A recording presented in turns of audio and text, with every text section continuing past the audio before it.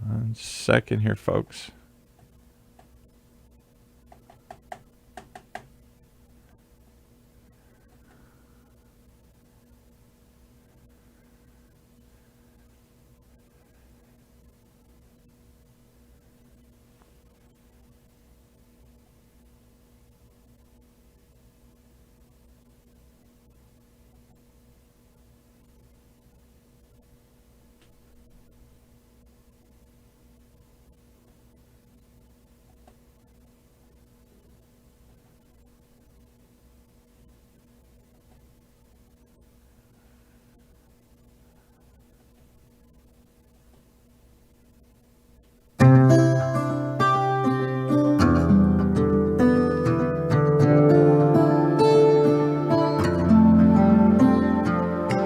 Hey, welcome back, everybody. It's time once again for another episode of Letters to God. The one show, maybe the only show that asks the question, is anybody out there? Well, today we've got somebody who's really out there. Well, let's bring in Dr. Trin, who's always out there, and his friend who's really out there. Welcome, guys. Who you got? Hey, good morning. I'm out there psychologically and emotionally, but Kaleb is out there physically. Yes. Is that about right? Yes, I am. Thanks for having me. I am a few thousand miles away here in Kenya. Kenya? What the heck? Did you get on a plane and it just kept going? What led you to Kenya? It just kept going. You're trying to go to Pittsburgh, and it just kept going. Flew over the ocean, kept going south. That's ridiculous. Fell asleep, and next thing you know, it's like being on the train in New York. The subway. If you missed a stop, you go to the end of the line here. I think the pilot fell asleep, landed in Kenya. So what the heck are you doing in Kenya? So I'm actually I'm a student. My school is called Bethany Global University. It's over in Minneapolis, Minnesota. And my degree is Intercultural Ministry Studies. What? You're not just studying history or psychology? You're studying what? Give me that again. What? Intercultural Ministry Studies. Intercultural Ministry. What does that mean? Yeah. So that's a very good question. So intercultural ministry, it has to do with a lot of things. It involves anthropology, ethnography, language studies, and then how all of those things relate to kind of the character and nature of God and his command to go out to the nations, making disciples. So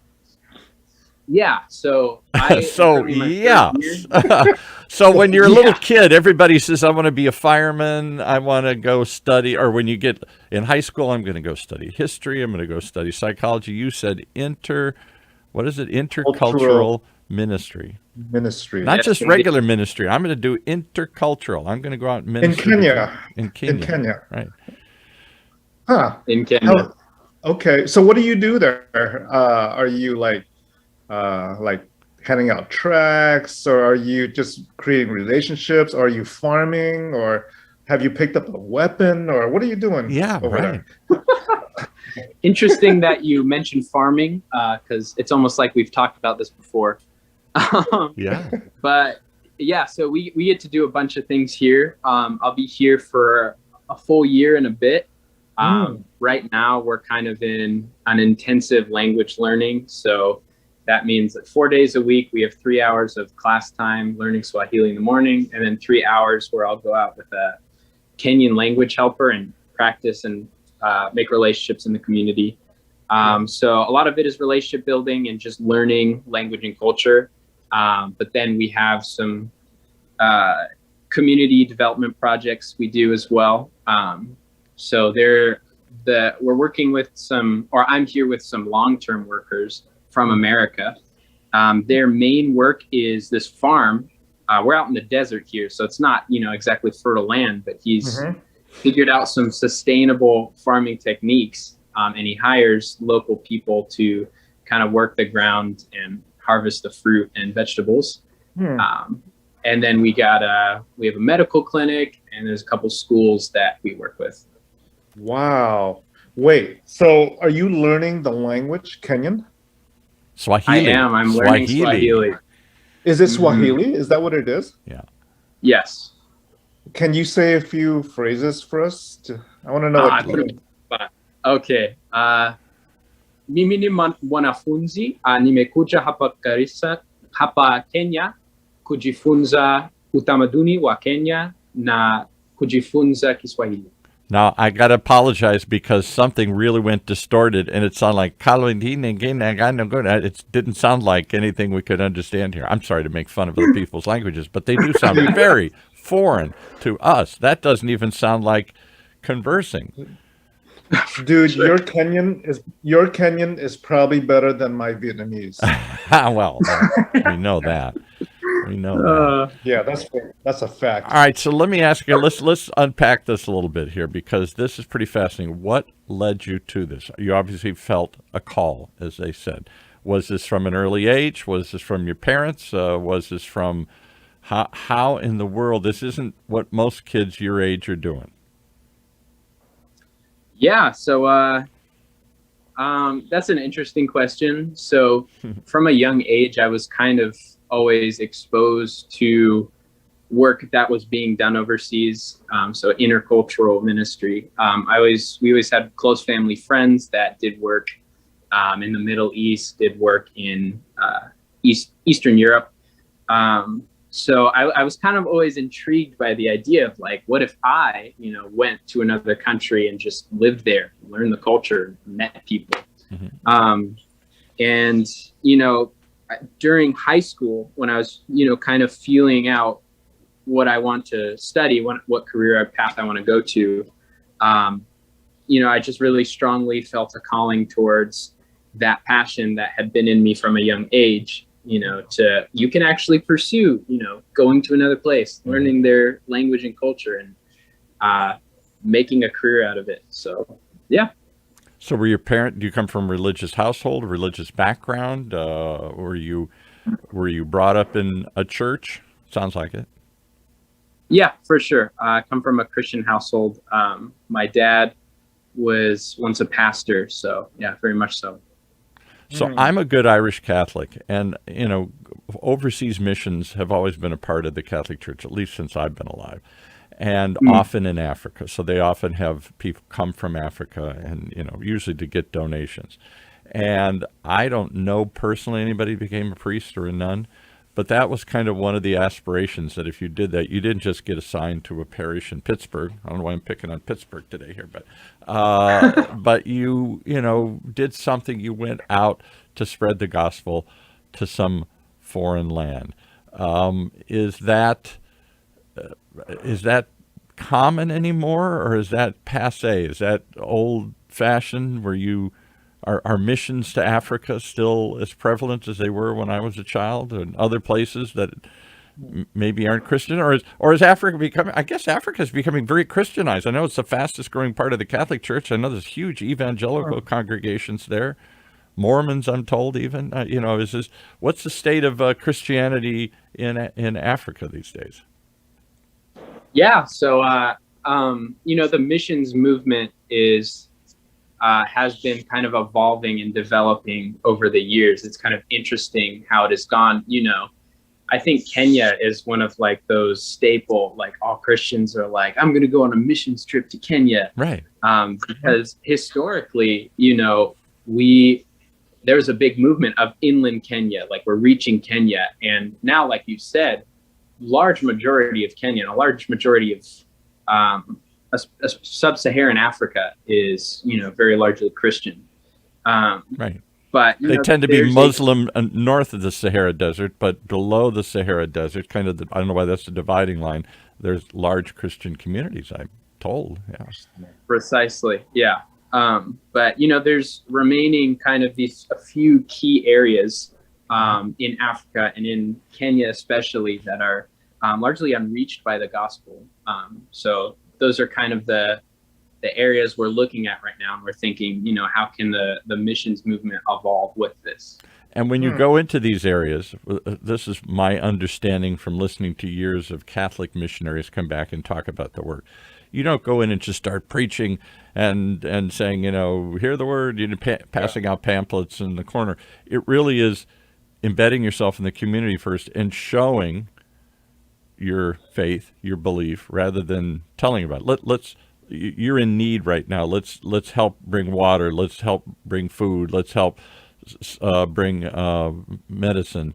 And through that kindness and help, you show the face of God to these people, and they say, okay, you got something, I'm interested. I really just came because I needed food and help and whatever here, but tell me more. Is that how you sort of approach that, or is that changed? You're the intercultural specialist. How do you bring the belief of one culture to another culture?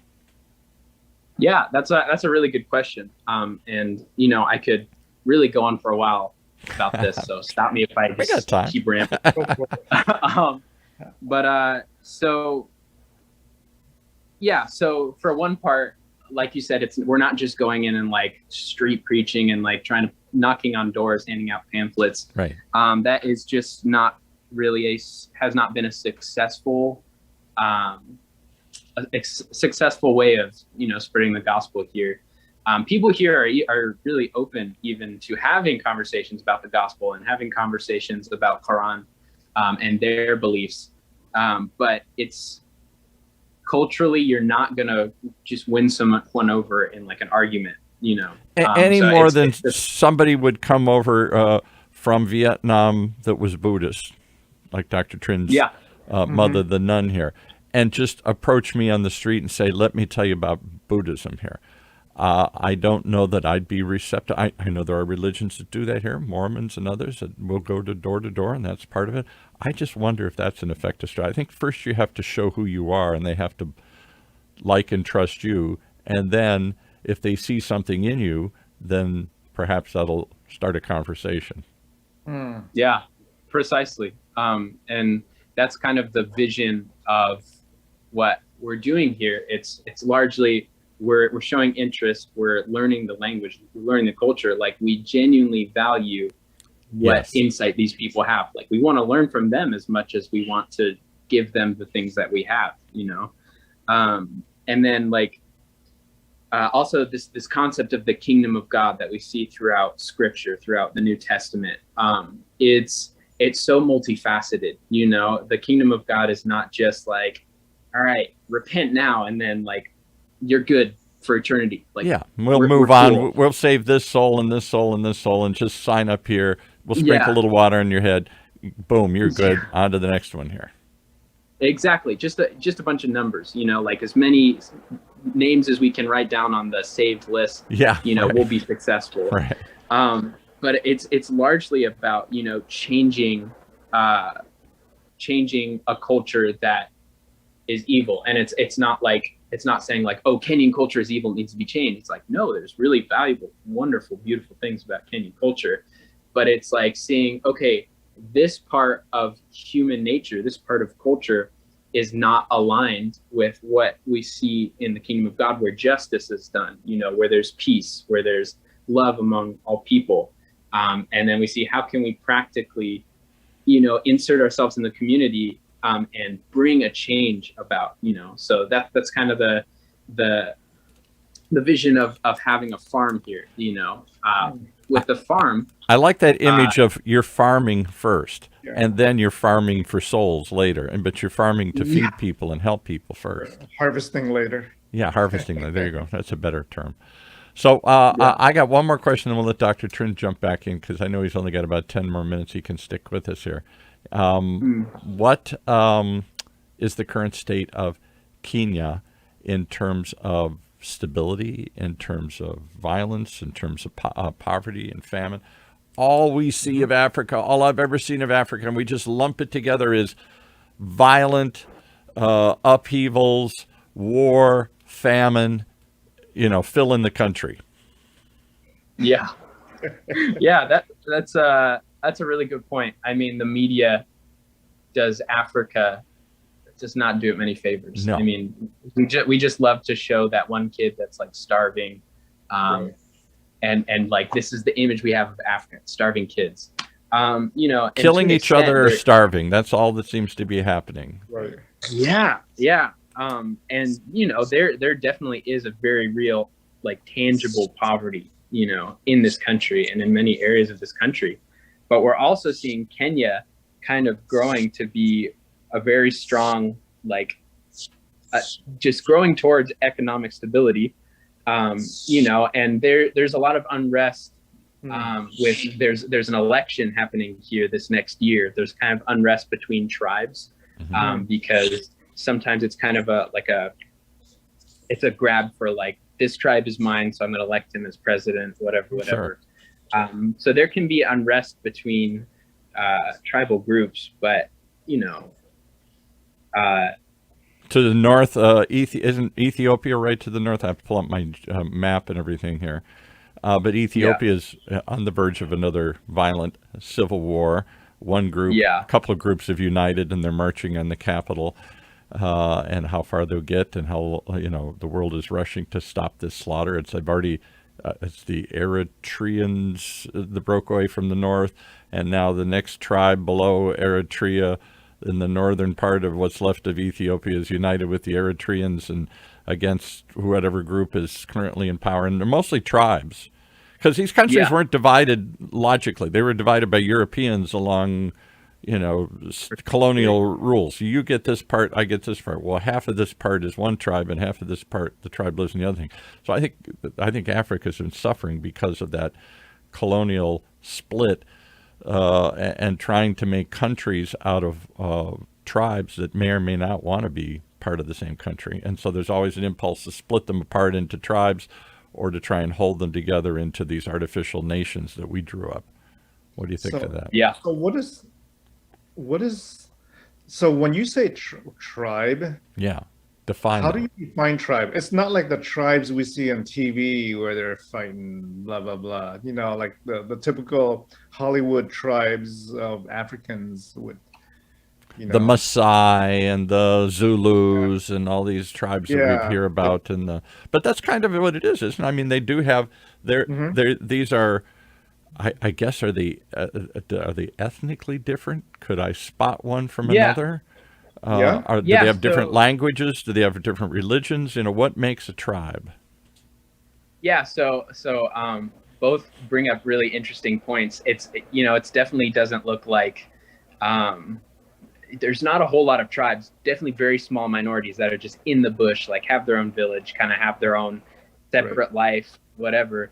But it's like, it's very modernized with the time people that are just ethnically different from each other. And like, for a large part, there's not a lot of distinction between, like, physical distinction between tribes, save like the major group of Bantus. Like, a lot of tribes are in the Bantu people groups, the Cushitic people groups like the Somalis, Ethiopians, and then the Nilotic people groups like the Maasai.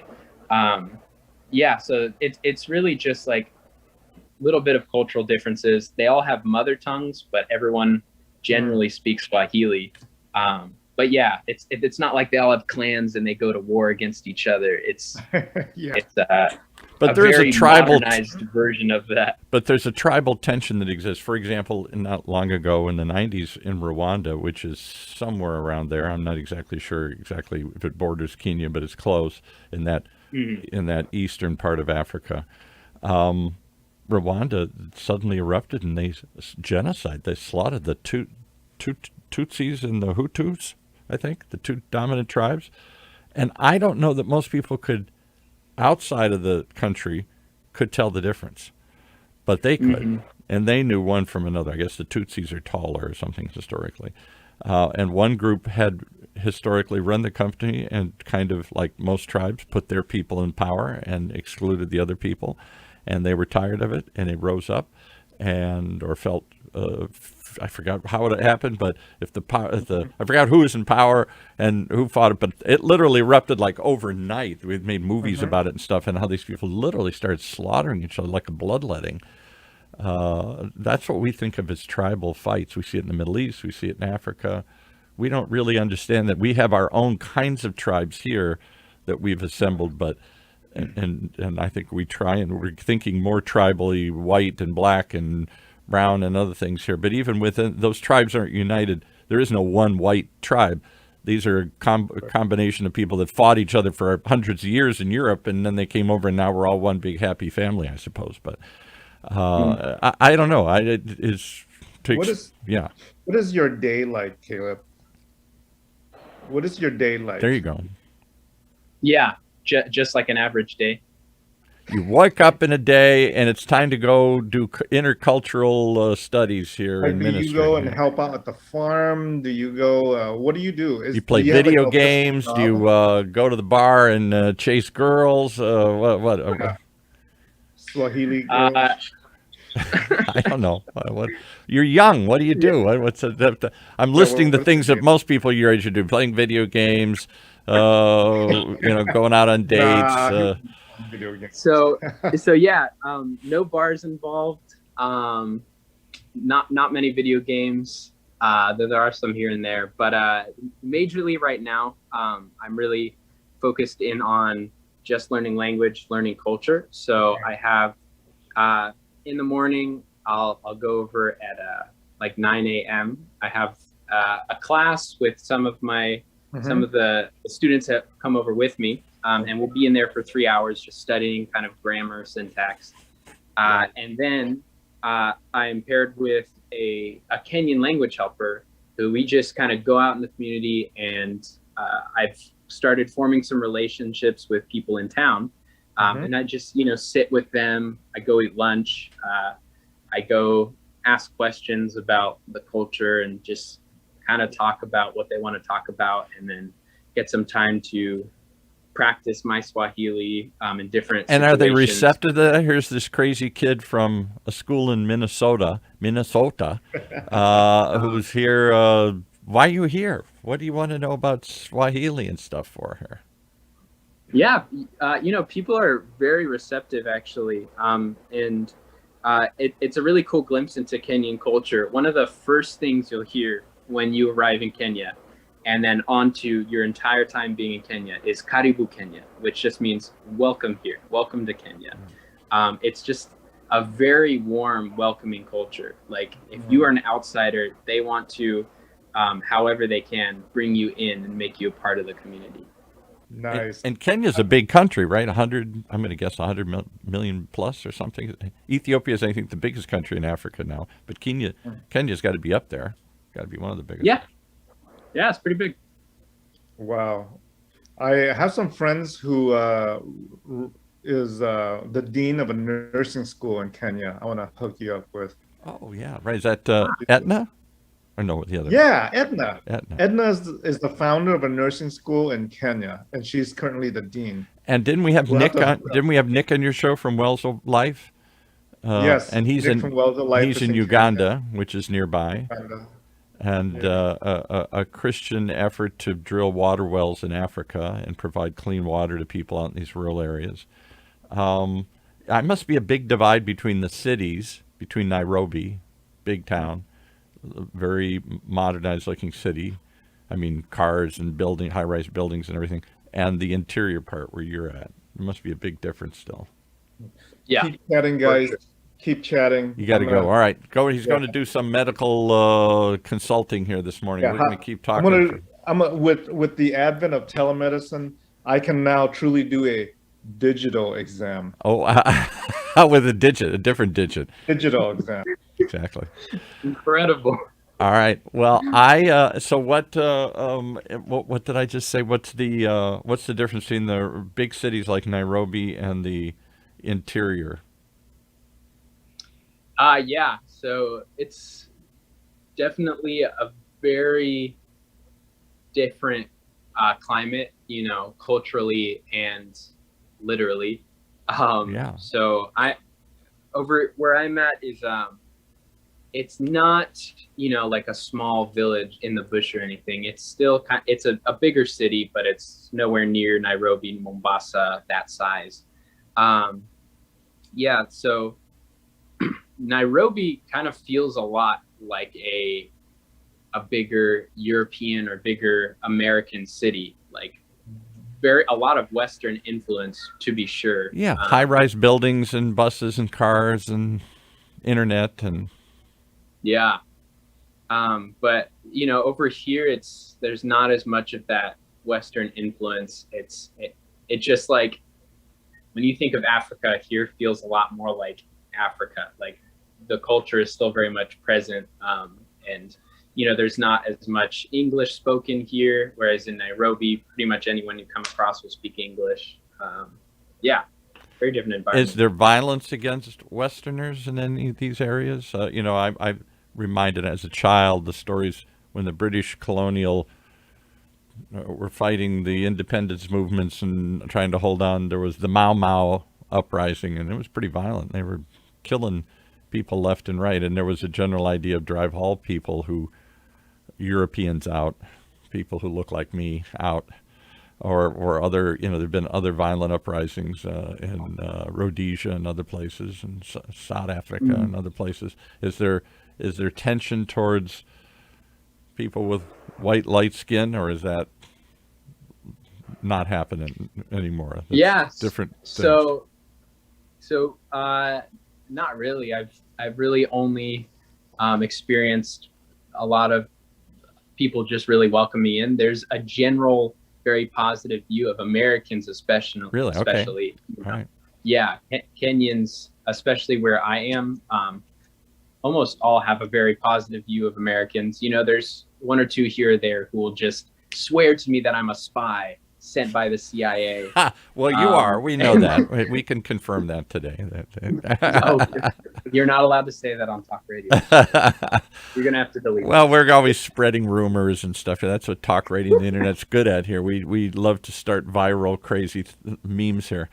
No, you're not. You don't work for the CIA. I will confirm that. No, and I usually tell them. I say, what would the CIA want somebody in rural Africa for? What is so desperate that they want to know somebody there? Also, why would they send a white guy? Like, yeah, you gotta stand out, right? Possibly from Minnesota. Yeah, right. Blend into the public here. Well, I'm from Minnesota. That's why I can make fun of Minnesota. I was born in Minnesota here. Oh, no way. And left when I was little, but that's where most of my mother's relatives still live, in Minnesota. You got to see that. Gosh, gee, what a friendly place. So what do your parents think about all this? Are they, on one side, they must be proud of you, but you're pretty far away. Yeah. Yeah, so it was kind of, they're definitely very proud of me. Yeah, really supportive of what I'm doing. You know, it took a little bit of push and pull. My mom was very hesitant about it. Yeah, like, is it safe? Are you going to get sick? Are you going to get abducted? Yeah. Bad things going to happen. Exactly. Right, that's our general view. Yeah. So, yeah, but there's a lot of push and pull, but eventually she came around, and they're both very supportive of what I'm doing. And, yeah, it's really cool. Does this is a weird question, but we've just heard about another group of missionaries from Minnesota that got abducted in Haiti, a country Dr. Trin visits quite regularly, that's fallen into chaos, and gangs running the country and parts of the countryside, and they abducted some, and they abduct some missionaries, and I thought they're from Minnesota, and they're demanding $1 million. Are they going to kill them or something here? I don't know if you're... church or college has any knowledge or connection with those people, or is that just another group that happened to be in the wrong place at the wrong time?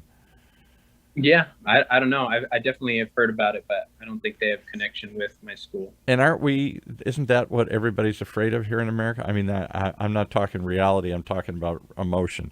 I'm going to go help these people, and instead I'm going to get abducted, I'm going to get sick, I'm going to be held for ransom, I'm going to get killed. Bad things are going to happen because this is not America. This is a chaotic world, and it doesn't run by Western rules. It may look like it does sometimes, but you're in another country, another culture. Very different worlds for sure. One of the really cool parts of this culture versus even American culture is, as an outsider, coming in, and the fact that I've shown interest in getting to know people, learning their language, sharing in their lives, a lot of people have become very like protective of us even. And really? like, Okay, that's if interesting. yeah, and like even once in a while, someone will give me trouble, like a police officer might give me trouble. Some drunk people have tried to take my money and whatever. But the people in the community will come around and be like, hey, don't like stop This kid's Don't okay. give this guy Don't mess with trouble. this guy. Yeah. He's okay. He's helping us out here. Oh, that's good. That's promising. All right, so I guess what would you?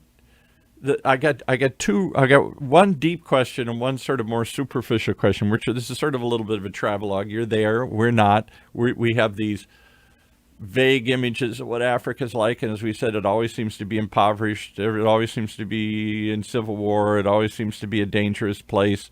Illness ravages so much of this. Famine, war. Those seem to be the three pestilence that seem to plague these areas. Is Kenya more stable than that, or is Kenya, if I describe Kenya, any form of that describe Kenya? I know there's poverty in a lot of these places because it is the third world, but and with poverty you get crime and other disease and other things. I guess they go hand in hand. But clear up any images. You're on the ground. What's it look like in Kenya right now?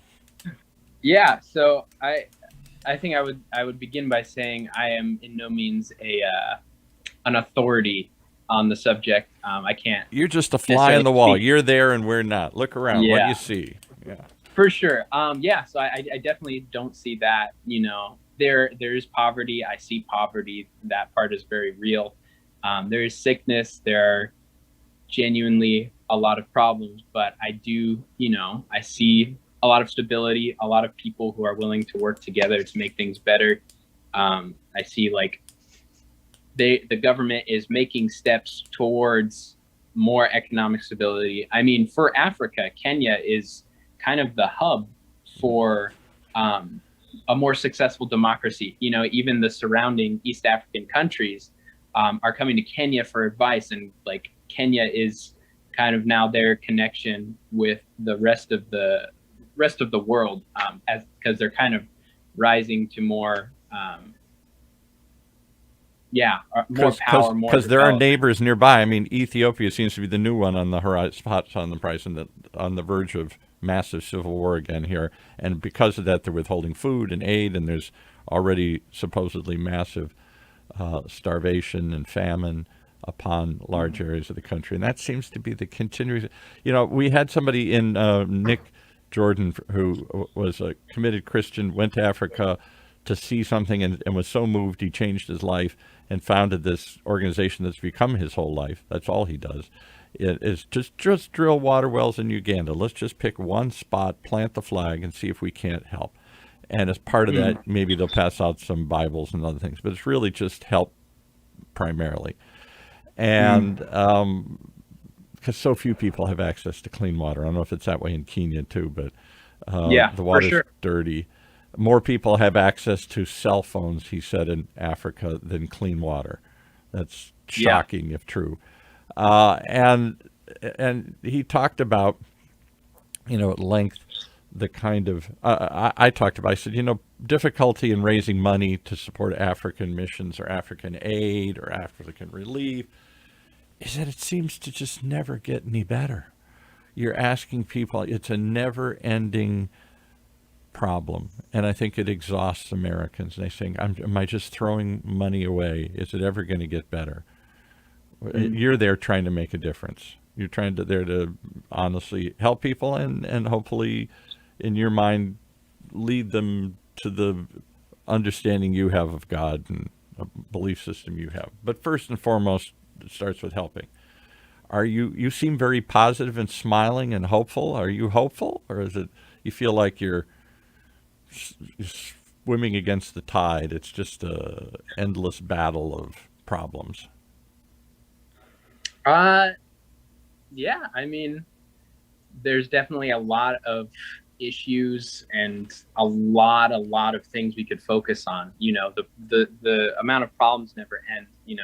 The amount of poverty is so much more than any one or any small group of people can fight against and change. But I'm just very much of the belief that if I am right now in obedience to what God has asked me to do, then I'm good. There's not much more I can do. Not up to me to save the world. I can just save this one right now here. Maybe I can't save everybody, but I can save this one here from something. All right, so here's the question I have, and it's a difficult one. I was a little disturbed. Dr. Trin seems to know people from all over the world. He's from Vietnam. He goes to medical missionaries there. He goes to Haiti. I don't know how he connected you. I'm assuming through his church or somehow here or friends or something. But he was on with I think it's his cousin or his nephew. I think it's his nephew or something in Vietnam. Young boy, about your age. I'm guessing you're like in your 20s or something here. And very nice boy, very positive, very upbeat, lives in Hanoi in the north. And he's a very dedicated member of the Communist Party. That is, to him, everything. He makes sense of it. He's proud of it. He believes that, Vietnam, as rightly so, is on the rise these days, like Communist China, and he looks to that as an image to emulate. So the obvious question I asked, this is Letters to God, is what's the state of God in Vietnam? And he thought, and he's, because communism, obviously, one of the tenets is God doesn't exist. This is all just baloney. This is just opiate of the masses here, as Karl Marx said. He said this, and I found it very disturbing.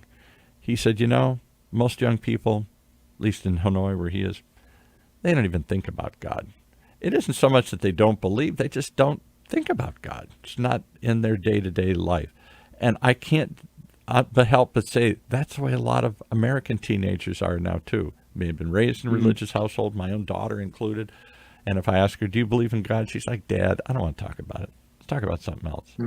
It's just not either relevant to them or important to them. What's the state of God in Africa among young people?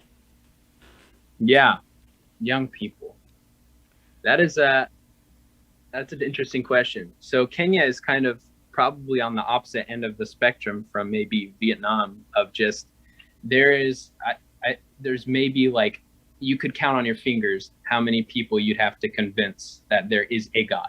Just the fact that there's a God. There's a deeper belief. They're not walking around going, I don't know, who cares? Because I think if you walked around in Orange County, California here today, and I went to nice affluent Orange County high schools, and I said, is there a God? They'd go, I don't think you'd get, I'm guessing, I've never done this, but I look at the numbers, the Pew poll here that says less than half of Americans belong to any church. Pick your church. It's just, and that doesn't mean they don't believe in God. They may not just believe in religion anymore, or organized religion, but it shows a decline in interest in the topic. What else you got? Let's talk about something else.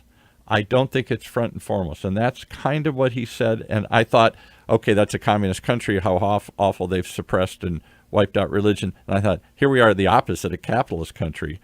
We're supposed to be the complete opposite. I don't know that it's that different if you went to most teenagers and young people today. And I'm wondering if most young people and teenagers there have this in Europe, I think there's less and less belief. I don't know if it's a lack of belief or just a lack of interest in the topic. It's just, let's talk about something else. God isn't the first thing that comes up in the conversation. It doesn't seem to be the most important thing in their life. And more and more doubt, or atheist, agnostic, who cares? I say the largest growing population of people in America used to be believers and non-believers, and that was mostly Christians and atheists. I think the largest category is who cares? Yeah, totally. I don't care. It might be might be 12 dimensions in the universe. I don't know. Who cares? How does that affect my life? There might be life on the planet out in Alpha Centauri. I don't care. Who cares? So what do you think? Do they care, or they have a different commitment, and it could be anywhere. It could be Islam. It could be Christianity. It could be, I don't know, pick your religion. But let's start with the belief. Is there a God? That's what this show's all about. Yeah. So, I mean, in general, like I said, there's really no one you have to get convinced there is a God. I think definitely in like younger people, youth culture, there's less of a less of a care of what that means to them. They're just kind of like, I'm living my life. Sure, there's a God, and I go to church because that's culturally what I do. That's what I was raised to do. But yeah, less of a care maybe for what that actually means. Like, there is a creator of the universe that has being, and that has knowledge and sees me, has and sees impact in your creation. life. You feel a connection to a divine being that you can't see, and you feel a call to serve that relationship, to try and hear, what do you want me to do, God? I'll do it. That's a very direct connection. You're getting phone calls from God here. You're getting those letters to God. You're getting letters back. You feel like you're getting, a communication. Am I on the right path? Am I going the right way here? You feel a connection, and you're young. And I'm just wondering, that seems to be decline worldwide, at least what I read. My own, I have some proof of that. I mean, because there's definitely less religiosity. That doesn't necessarily mean less belief in God, but less belief in religion or connection to religion. I guess you can believe in God. That's what my daughter would probably say. I believe in God, but I don't have to go to church. It's just not important to her to do that. But it was to you. You're the exception to that rule. You got up from Minnesota and flew across the world to talk about God, to spread the gospel of the view of God.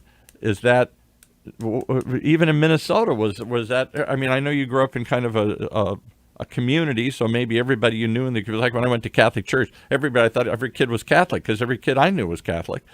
So it was hard when I went to public school and realized there's a wide variety of people out there. They weren't all like me. Talk about where you grew up. I'm assuming you grew up in Minnesota or somewhere around there.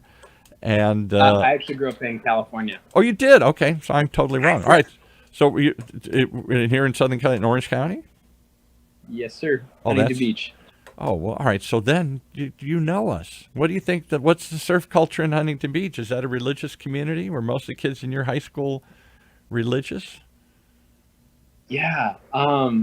Huntington Beach, is kind of this interesting pocket of California. I feel like it's such a different group of people than the rest of California, politically, belief-wise. It's a weird combination of kind of conservatism and surfing. And you got this kind of, surfers are very free and no rules and everything else. Dana Rohrabacher was the representative for years. I never could figure this guy out. On the one hand, he looked like a hippie. On the other hand, he was a Reagan Democrat and a very extreme conservative. So how he had this kind of, he'd smoke, I don't know if he did smoke, but he seemed like the type that would smoke marijuana and go out and surf and do all sorts of other crazy, wild things and no rules. It's kind of a libertarian kind of view. No, don't tell me what to do. And then on some things, he was very conservative. So that, there's this weird mishmash there in Huntington Beach more than other more liberal communities. It's a very kind of do your own thing. I think that's what the surf ethic is. Nobody's going to tell me what to do. I'm going to do my own thing. And that doesn't seem like a group that would go to church. I might believe in God, but I'm not going to your church. Yeah, but, especially, the Calvary Chapel movement that came out of Costa Mesa is just huge in Huntington Beach, Southern California. Yeah. Definitely a lot of evangelical influence, even among, the surf, maybe historically, hippie community. Right. So you came out of this odd mixture, this unique thing called Orange County, which is hard to define even for us who live here. I just say it's very independent.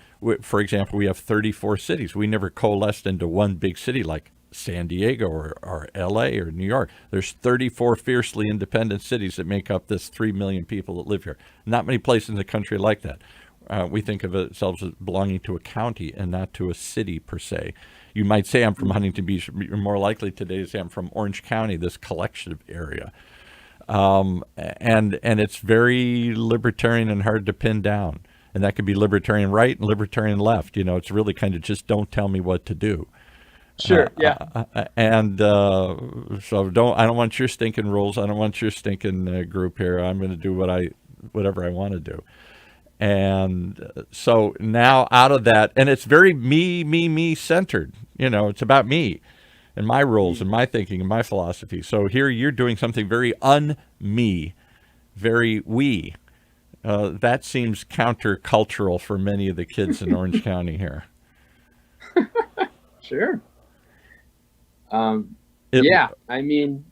So compare that to Kenya. I would think Kenya would be much more communal, much more, you say tribal, but much more about the community and not just to survive, but kind of the ethic. Am I wrong? Or are they very individualistic like we are? Or are they much more communal and thinking of the greater good and the overall helping each other? No, yeah. So definitely very different. There's not really much individualism. It's a very collectivist culture. Yeah. Like right. Everyone is a part of the whole. And there is a lot of weight to that. There's a lot of importance to that. Like we have people that we kind of place a lot more authority on. So what they kind of say about our community is for the greater good. Right. It's the tribal leaders. Everything. Yeah. Right. And pastors even in this day. And then in the Muslim communities, the sheikhs, the imams. Yes. Right. What they say is kind of what we have to go with, because that is for the strength of the community, and that is our strength. So how does that, you're a Huntington Beach surfer dude. I don't know if you really surfed, but everybody in Huntington Beach has to surf at some time. So a surfer dude, does that feel different? Does that feel warm? Do you like that communal thing? Or maybe you felt that here in Orange County. I don't feel a lot of that communal feeling in Orange County. I feel lots of little independent tribes and pockets and stuff here, and kind of mostly me, what I want to do. Mm-hmm. Yeah, it's something I've really grown to love about here, is the collectivist culture. But, everything about it is a foreign language to me. Not just the fact that they literally are speaking Swahili and right. I don't understand it. It's like the way things are run are on such a different level, such a different plane than what I'm used to. Like nobody is working with, okay, I'm just working for me to get from here to here. Yeah. This is my career goal. This is the path I'm taking. This is the school I'm going to. No, it's like, okay, I'm working so I can send money to my family, because my family is what's most important in life, because they're my first communal group. I'm working for others. I'm thinking of others. I'm doing this for others. I'm following others' ideas. I'm following others' dreams or ambitions. I'm following my success is their success. Whereas here, I might toss a little to other people, but it's first and foremost about me. What do I want? What's my dream? What's my passion? What's my goal? We're all entrepreneurs in that sense. We're all out to do our own thing. Yeah. Something that I found really, it's kind of hard to get used to, but really interesting, is kind of the individualistic culture of Orange County, of the US, is like, all right, I have these friends, I have these people I've chosen to put in my life, but it's like, if we don't stay in touch for a while, it's whatever. Maybe we'll pick back up later. Whatever. Whatever. There's the word that defines it. Whatever. Yeah. Is there religion? I don't know. Exactly. Whatever. Do I see you for what? Whatever. Yeah. Exactly. And it's like, we're not people to, especially younger people, we're not people to just like call up like, hey dude, I've just been thinking about you. Like, how are you doing? I'm worried about you, buddy. But in here in Kenya, it's very important that you're like, make sure you're greeting people every day. Like the people that are your friends, you're expected to greet them. Just ask how they're doing. How is their family? Like, and they will ask the same. Like, they want to know how you're doing. They want to know if you're well. They want to know if your family's well. And it's like, if you don't do that, a common phrase to say is "Umepotelewa wapi," which means, where have you been lost? Like, where have you been lost? I haven't seen you. You've been lost. Welcome back into the flock here. Yeah. I'll go like 3 days without, calling or seeing a friend, and they'll just be, "Umepotelewa wapi?" Where have you been lost? Where have you been lost, my friend? I've missed you so much. On the other side of town. Right, dude. Whatever. I didn't talk to you for a week. So what? I'll catch you next time. Whatever. Well, I think that is a really. I think you've nailed something there. That's the way I feel about Orange County, and I think we think that's the way the rest of the world is. I doubt that's the way the rest of the world is. I think we're the outliers. I think we are we're such individuals, and we're such extreme individuals in Orange County here. We can't even come together for one common group. The largest political party is no longer the Republican Party and the Conservative Party, and they haven't switched to the Democratic Party. It's the No Party. It's the people who registered to vote and said, pox on both of them. I don't belong to any party anymore here. They don't want to belong to a church. They don't want to belong to a party. I don't want to be committed to, don't bug me. Don't force me. Don't make me do anything. I'll call you when I'm ready. I'll see you when I want to. I'm doing my own thing. Whatever.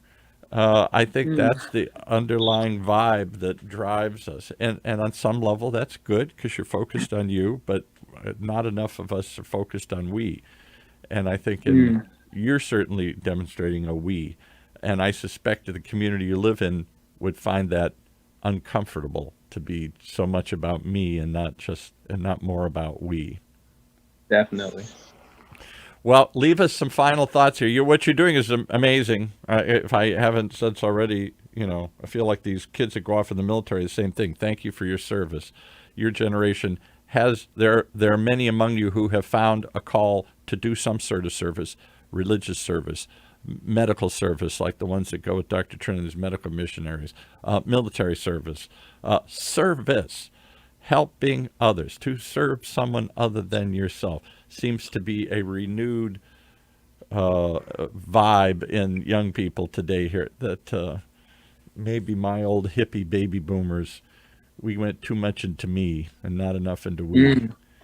We weren't about to do too much service. We weren't going to join the military. We weren't going to be foreign missionaries. We weren't going to do any of those kinds of things. So I applaud you for your service. Thank you. So last thoughts. What do you want to tell? You want to say to anybody, come and join me, or other people? What would you tell people? Are you trying to convert others to be like you, or not just convert people to Christianity, but to convert others? Come on, there's a world out here. Come on, help. Yeah, absolutely. I think a couple things. First thing, go out there, dip your toes in the water. Go see how you can serve in other places or just experience another culture, because it's life-changing and it's mind-changing, world-wrecking. And then also for those young people and even old people that are having this heavy burden of man, I really do want to help. I really do want to do something. Really think about what impact your support makes, and what I mean by that is in Kenya and a lot of places in Africa, there's kind of this. In the West, we think, let's just send them shoes, let's send them clothes, let's just send things. But just money. It's easy. Money's easy. I write you a check. On to the next exactly. thing. Yeah. All of those have really good intentions, and there can be some good effects, but it also creates this environment of people just, all right, I'm ready to receive. Even in the U.S., when you're just handing things to them, there's not this desire to pick yourself up to work. But it's what we want to provide is work. We want to provide work for people. We want to provide dignity for people, So, and clean water, that is a genuinely great way to serve communities. Even here, this is a bigger city, clean water is not readily available almost anywhere. Right. It's a real problem. So really, I would just encourage you, look into places where you can serve, look into places where you can dip your toes in the water. Well, and make an impact. That's being done. That's what Nick felt. He'd been a very successful, mortgage broker here in Orange County, made a bunch of money, sent money, tithed part of it to his church, gave money to support African missions and other things, and then went through terrible upheaval in his business and his personal life and divorce and everything. The whole world turned upside down. And he thought, I got to go somewhere and just... So I've been giving money to this school over here in Africa. Let me go see what it's like. And he was so moved when he got there. He said, I'm going to change my life. It's not about, because it's not just me.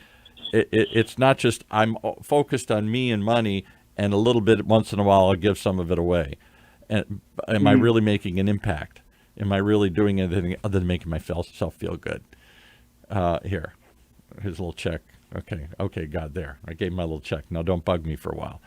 Or am I really getting involved in people's lives? Am I really going to make an impact in their life? And am I going to leave any kind of legacy? And he thought water was one way, because you don't just send a check and then it's gobbled up in corruption or need or whatever. I don't know, all the things we think where the money disappears to, and suddenly they want more and more and more. It's a never-ending thing. He said, I want something that lasts and changes something, some little bit. This little village is going to have clean water now for the next 10 years. Boom. Yeah. That's a maybe that's too entrepreneur, too American. I want to see a result, impact. I want bang for my buck. I want something that's going to happen and do something here. Well, you're getting bang for your buck here. All right. If anybody wants to know more about your mission or your work, how would they contact you or contact your group or whoever supports you or sends you or enlisted you? I don't know. How do they learn more about the journey you're on? Yeah, sure. So one way you can keep up is I send out a monthly newsletter, just basic updates about what I'm doing, where I'm at, a couple stories here and there. Good. You can email me. It's Kaleb@throughtheword.org. Kaleb is spelled with a K, not with a C. So Kaleb @throughtheword.org. So write me an email. I'll put you on my list and send you monthly updates. And people can ride along on this journey if they want to live vicariously through Kaleb's experience and maybe be curious. Why is this kid from Huntington Beach in the middle of Africa doing this? Dude, there's no surf there. Maybe there is. Maybe it's on the ocean. Maybe there's places around there. Do they surf in Africa? I don't know. Maybe Mombasa, like on the coast where I'm at. I'm in the middle of the desert. There's no surf. No surfing here. All right. Well, surf's up. Time's up. Thanks for coming. Fascinating story. I know we're just kind of wandering around because you're like this creature from another planet. Just he landed. What's he doing here? What's he like? Where is he living? Is he okay? All of that. I am okay. You're okay. I can tell you got a big smile on your face. And I can tell you definitely seem jazzed to be doing what you're doing, and that alone is worth the trip. All right. Well, thanks for joining us. Give us again your contact information one last time. Yeah. Thanks for having me. So my email is Kaleb, Kaleb @throughtheword.org. And through that, you can connect with Kaleb and stay connected to him and follow along, ride along. See what it's like. You want to see somebody who's on a radically different journey? Check out Kaleb at the Word. Is that it? At the Word? Kaleb @throughtheword.org. At throughtheword.org. All right. Thanks, Kaleb, for check in once in a while and let us know if you're still alive and what you're doing out there. All right, will do. Thanks for having me. Or whenever, whenever, just whenever you feel like it. Whatever. No pressure, no rules. Just whenever. You check in once in a while. All right, thanks. Well, what a story. A young man on a mission, literally, to Africa. One of our own from Orange County here, on a totally different trajectory. Clearly someone who sent a letter to God, got an answer back. Right here in Orange County's only community radio station, OCTalkRadio.net.